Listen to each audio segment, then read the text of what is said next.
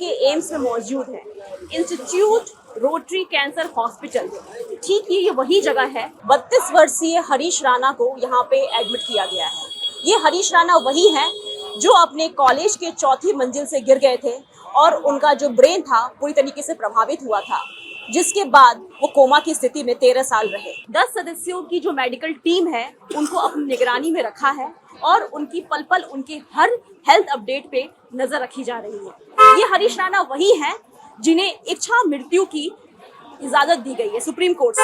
मैं आपको बता दूं कि सुप्रीम कोर्ट ने 11 मार्च को इच्छा मृत्यु की मंजूरी दे दी, इजाजत दे दिया, जिसके बाद से उन्हें 14 मार्च को गाजियाबाद से एम्स के इस हॉस्पिटल में शिफ्ट किया गया, जहां उन्हें हर तरीके की निगरानी रखी जा रही है। साथ ही उनका जो हेल्थ अपडेट है वो पल पल चेक किया जा रहा है। दिल्ली एम्स के पूर्व डायरेक्टर एमसी मिश्रा आज हमारे साथ बात करने के लिए मौजूद हैं। आइए इनसे हम जानेंगे कि पैसिव एनेस्थीसिया पे इनकी क्या राय है। शिवानी, आपने यूथनेसिया के बारे में प्रश्न पूछा है, तो मैं आपके दर्शकों के लिए ये बताना चाहूँगा कि यूथनेसिया, जिसको हिंदी में अगर हम कहें इच्छा मृत्यु, तो ये 2 प्रकार की होती है।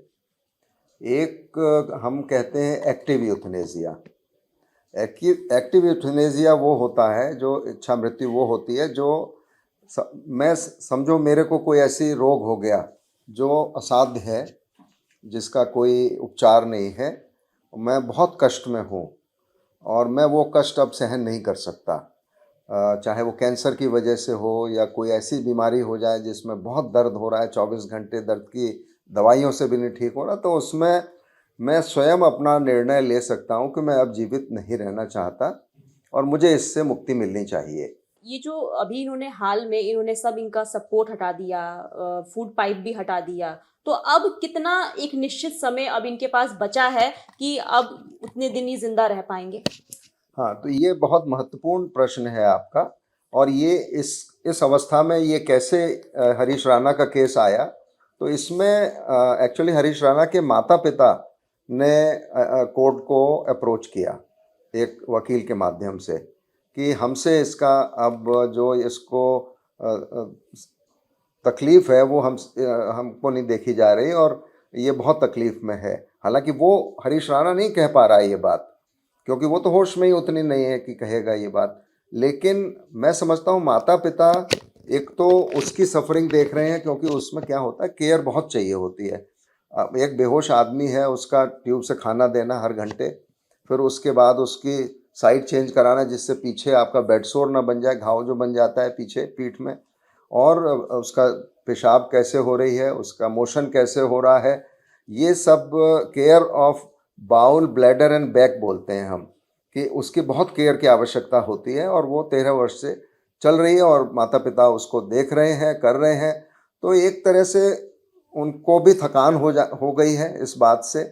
उसके ठीक होने की कोई संभावना नहीं है, अब 13 वर्ष हो चुके हैं और वो भी सफ़र कर रहा है एक तरह से, और परिवार वाले भी सफ़र कर रहे हैं। इसको मैं दोनों की सफरिंग मानता हूँ, और तो इसलिए वो कोर्ट में पहुँचे कि क्या इसको अगर वो लाइफ सपोर्ट पे नहीं है जैसे मैंने पहले भी कहा, लेकिन वो न्यूट्रिशनल सपोर्ट पे है, उसको ट्यूब से जैसे आपने कहा खाना मिल रहा था, और उसके care of bowel, bladder and back हो रही थी, जो अभी भी हो रही होगी।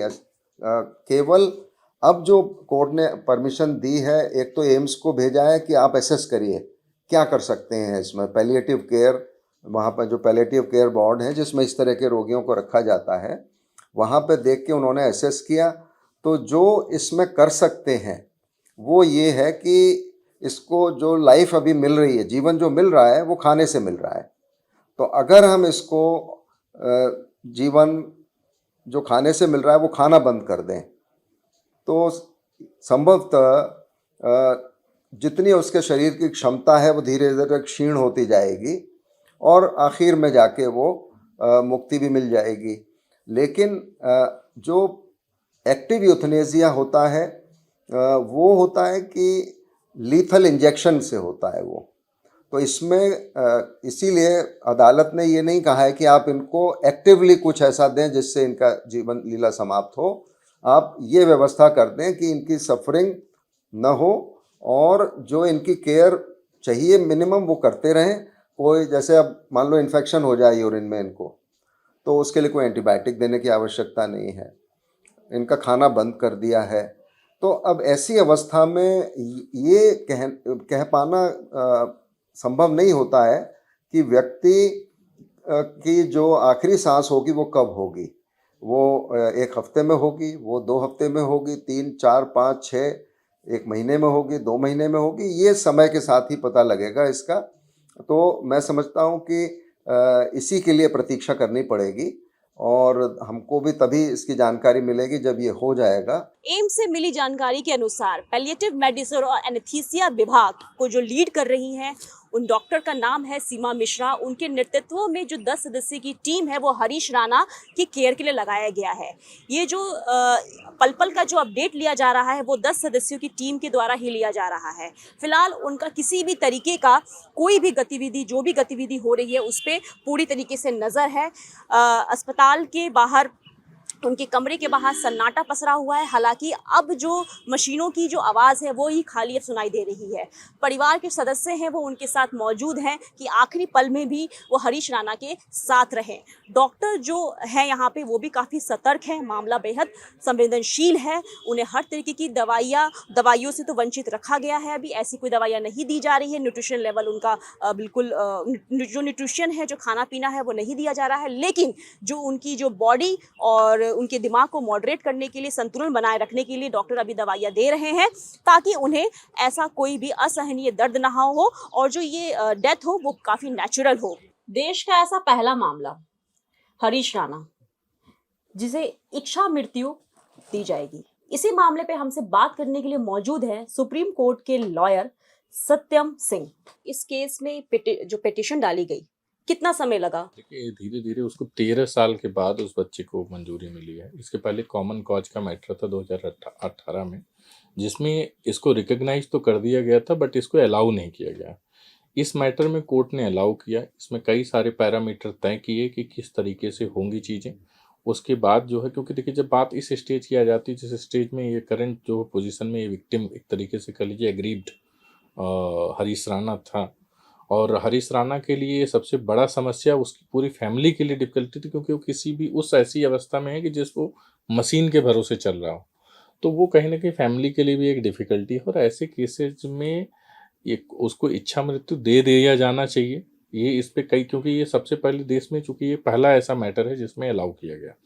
बातचीत इसमें कई बार ही रही, कितनी बार रहा कि इसको कैसे दिया जाए या नहीं दिया जाए। जब इसको इस हरीश राणा के केस को जो है एक एग्जाम्पल सेट किया गया है, इसमें पैरामीटर ये सेट किए गए कि देखिए 3 तरीके के जो है पेशेंट होंगे, एक कॉम्पिटेंट पेशेंट, एक इनकॉम्पिटेंट पेशेंट, और तीसरा जो है इनकॉम्पिटेंट जो एएमडी भी एग्जीक्यूट ना किया हो।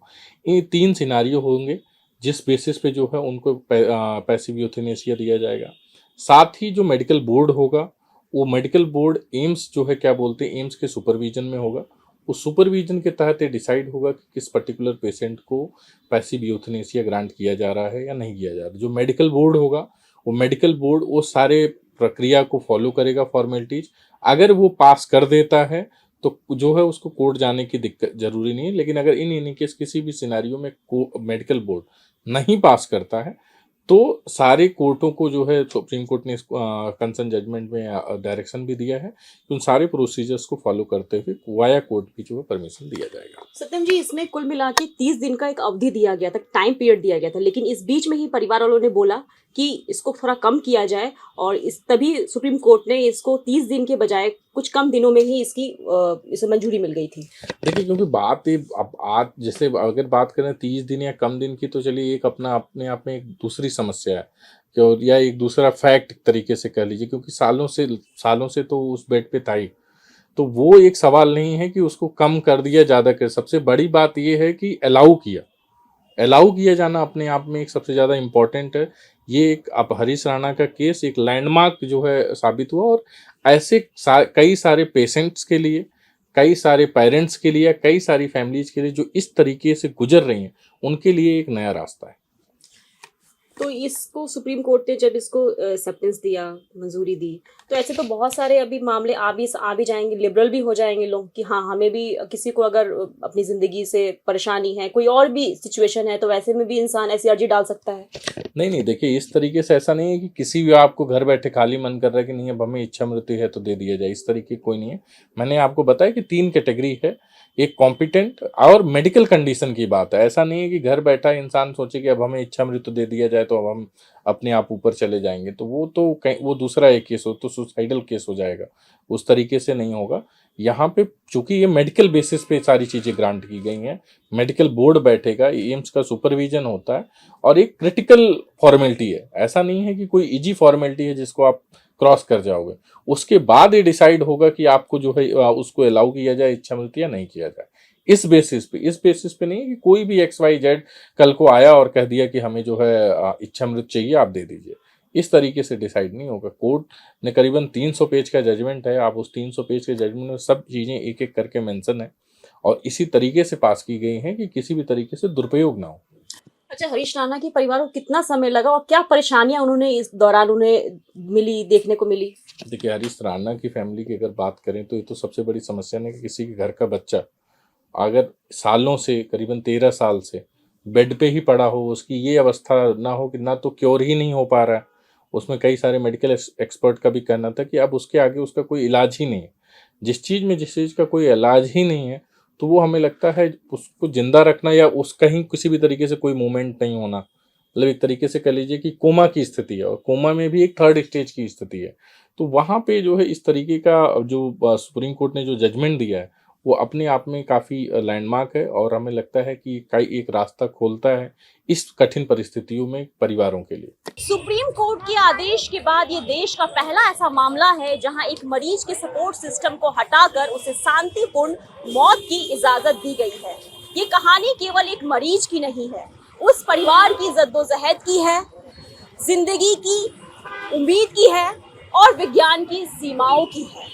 हालांकि परिवार ने तो हार मान लिया था, लेकिन उन्होंने बाद में सोचा कि इससे बेहतर उनके लिए कुछ नहीं होगा, उनके बेटे के लिए कुछ नहीं होगा। डॉक्टरों का पूरा समर्थन परिवार को मिल रहा है, साथ मिल रहा है। मैं शिवानी शर्मा, कैमरामैन मनोज कुमार के साथ, डायनामाइट न्यूज़, दिल्ली।